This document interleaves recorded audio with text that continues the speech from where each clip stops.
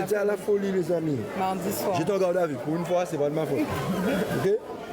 J'étais en garde à vue. Donc ils étaient en train de se battre. Vous savez pas? Comment ça a gazé Ils étaient là pour en soutien.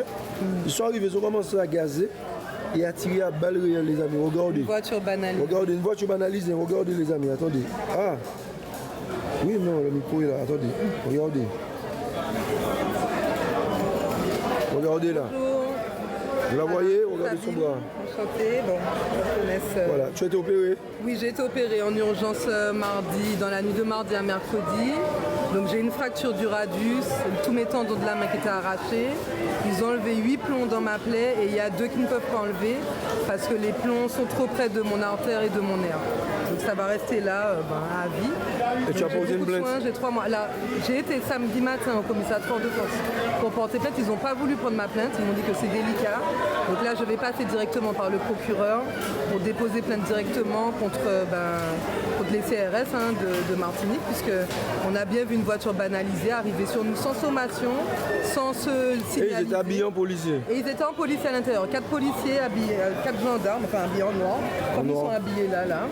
À l'intérieur, ils ont commencé à tirer sur tout le monde. Il y a des personnes qui ont pris du plomb. Et moi, j'ai pris l'impact directement dans le bras, dans l'avant-bras. Donc tu nous confirmes que les CRS se sont mis à tirer à balles réelles? Oui, c'est une plaie balistique. Sur mon compte rendu d'opération, c'est bien marqué plaie balistique. J'étais enregistrée en anonyme à la Ménard, justement par rapport au fait que ce soit une plaie par balle. Voilà, donc c'est bien une plaie par balle. Et les suites vont être judiciaires de mon côté, parce que j'ai 3 mois d'arrêt, je ne peux pas travailler pendant 3 mois. Et ça, pour moi, c'est inadmissible. Donc voilà, quand c'est de leur côté qu'il y a des blessés, ils savent le dire, mais quand c'est de notre côté, ils ne savent pas le dire. Ils ne savent pas le dire, ils cachent ça, justement. Est-ce que tu t'es cagoulé? Non, pas cagoulé. Est-ce que tu avais une arme à la main? Non, un foulard. Sauf si un foulard rouge, vert, noir, c'est une arme, mais c'est ce qui m'a servi justement pour faire mon garrot, pour faire le garrot de quand ils vous ont blessé, qu'est-ce qu'ils ont fait après? Ils sont partis. Donc ils ont tiré? Ils ont tiré, moi je me suis cachée mais la voiture a tourné et a continué à poursuivre à des manifestants à pied qui allaient derrière De Clio, qui allaient derrière les jardins de Clio. Donc moi c'est dans les jardins que j'ai Donc tu nous confirmes que les CRS en Martinique agissent comme des voyous et tirent à balles réelles sur la population? Ils tirent à balles réelles sur la population. Non, parce qu'il y a des gens qui disent que ce n'est pas vrai. Non, ils gazent également les maisons. On les a bien vus sur le boulevard gazer à l'intérieur des maisons. On entendait les gens tousser à l'intérieur des maisons, à la folie. Les maisons qui se trouvaient en face du boulevard. Ce soir-là, ils tiraient avec des grenades directement sur les habitations des gens, en sachant qu'il n'y avait pas de manifestants dans les habitations des gens. On leur disait de ne pas tirer, que c'est des personnes qui habitent là, qu'il n'y a aucun manifestant là, c'est pas la peine, il n'y avait personne armé, personne cagoulé, on était là juste en soutien pour Rodrigue qui avait été bien sûr injustement mis en garde à vue.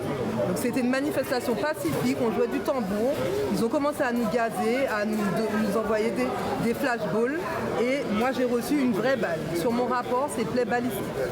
Et maintenant, quel regard tu as sur les forces de l'ordre, sur la justice quand tu vois ça? Surtout que tu nous as dit qu'ils ont refusé de prendre ta plainte. Ils ont refusé de prendre ma plainte au commissariat. Alors le regard que j'ai sur la justice, ça a toujours été le même depuis pas mal d'années. C'est qu'on a une justice à 2 vitesses en Martinique. Donc une justice pour les manifestants, pour les militants, et une justice pour les gros friqués, là, ceux qui se font de l'argent sur nos dos, qui eux n'ont jamais été mis même un jour en garde à vue. Pas un jour de garde à vue. Mais nous, on nous tire dessus, on nous emprisonne, on essaye de museler la population martiniquaise, justement parce que le mouvement qui se passe là, il faut que tout le monde ait conscience de ça. C'est un mouvement pour notre avenir, l'avenir de nos enfants. On arrive à un point où le pays ne nous appartient plus. On ne peut plus investir chez nous. On ne peut même plus travailler. Les personnes qui veulent revenir en Martinique, les Antillais qui veulent revenir s'installer ici, n'arrivent même pas à trouver du travail. Mais par contre, il y a des campagnes de recrutement qui se font en France pour faire venir des personnes ici, tout frais payé pour faire travailler des personnes ici. Dans toutes les administrations. Toutes les administrations où on va maintenant, c'est uniquement des blancs qu'on voit dans les administrations. Il n'y a plus d'antillais. Donc ça aussi, il faut qu'on fasse un travail sur ça. Sur l'éducation et sur bien sûr le fonctionnement administratif du pays qui est complètement à revoir. On a un gros travail à faire, mais en tout cas, nous, on est là pour soutenir le mouvement institué par le RPRAC et par tous les mouvements militants qui se sont battus pour le chlordécone, contre le chlordécone, contre toutes les injustices, contre les vols de terre aussi, les vols de terre en Martinique, la construction énorme de supermarchés, on construit des supermarchés à tour de bras en Martinique. Il n'y en a jamais assez pour personne. Il n'y en a jamais assez en tout cas pour lui, pour ailleurs. Donc là, ce qu'on fait là, le mouvement qu'on fait là, il ne faut pas lâcher. Et moi, malgré mon bras, je serai toujours là pour soutenir Rodrigue, Gladys, Aude, le Airpack. Je suis toujours là, je serai toujours là avec vous, pour vous soutenir. Merci, on te fait un gros bisou. On te fait un gros bisou. Il manquait toujours là-bas, yo. Il manquait toujours là pour soutenir, yo. Parce que le travail, il n'y a que le café, yo. Quand il s'est persécuté, yo, fait, mais yo, faut pour là et puis, yo. Faut pour là et puis, yo.